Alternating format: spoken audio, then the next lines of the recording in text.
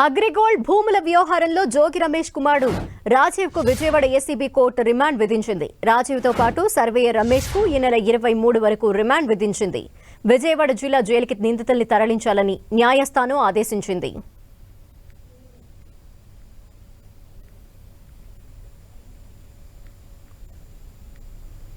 ఇదే విషయంపై డీటెయిల్స్ మా ప్రతినిధి విజయ్ చంద్రన్ అందిస్తారు. విజయ్ చంద్రన్.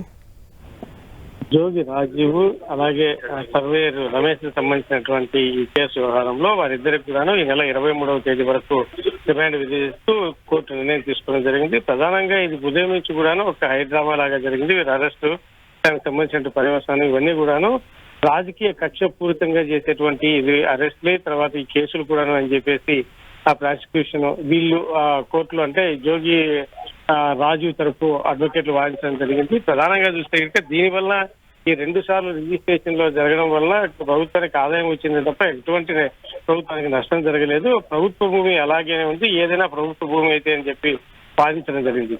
అంతేకాకుండా ఈ సందర్భంగా కోర్టు ఒక కీలకమైనటువంటి ప్రశ్నలు కూడా ఆ ప్రభుత్వాన్ని వేయడం జరిగింది.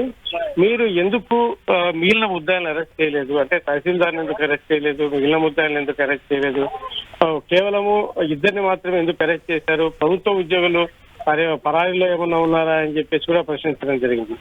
ఈ నేపథ్యంలో చూస్తే కనుక దీనికి సంబంధించి ఒకవైపు ఇది రాజకీయ కుట్ర ప్రేరితం అని చెప్పేసి ఈ జోగి రాజీవ్ తరపు అడ్వకేట్లు వాదిస్తుండగా, ఇది పూర్తిగా ఈ అగ్రిగోల్డ్ సంబంధించినటువంటి భూములే కాబట్టి దీన్ని ఒక మభ్యపెట్టి దీన్ని ఒక ప్రభుత్వాన్ని మోసగించి ఈ వ్యాపారం చేయడం జరిగింది. తద్వారా పెద్ద ఎత్తున లాభపడ్డారు అని చెప్పేసి 2 సార్లు అంటే కొనడము అమ్మడము ఇట్లా చేయడం ద్వారా లాభపడే ప్రయత్నం చేశారు అని చెప్పేసి ప్రభుత్వం తరపు అడ్వకేట్ వాదించడం జరిగింది. ఇవన్నీ కూడాను ఈ నెల 23వ తేదీకి వరకు రిమాండ్ విధించడం జరిగింది. అయితే దీనికి సంబంధించినటువంటి బెయిల్ కూడా వీళ్ళు ముద్దాయి తరపు అడ్వకేట్లు వేసుకునే అవకాశం ఉంది. 23 వరకు వీరు వెయిట్ చేయకోకుండా దీనికి సంబంధించినటువంటి బెయిల్ పిటిషన్ కూడా రేపు వేసుకునే అవకాశం ఉంది. అయితే రిమాండ్ కు వీరిని పోలీస్ కస్టడీకి కూడా అడిగే అవకాశము సిఐడి అధికారులు అయితే కనుక చేసే అవకాశం ఉందని చెప్పొచ్చు.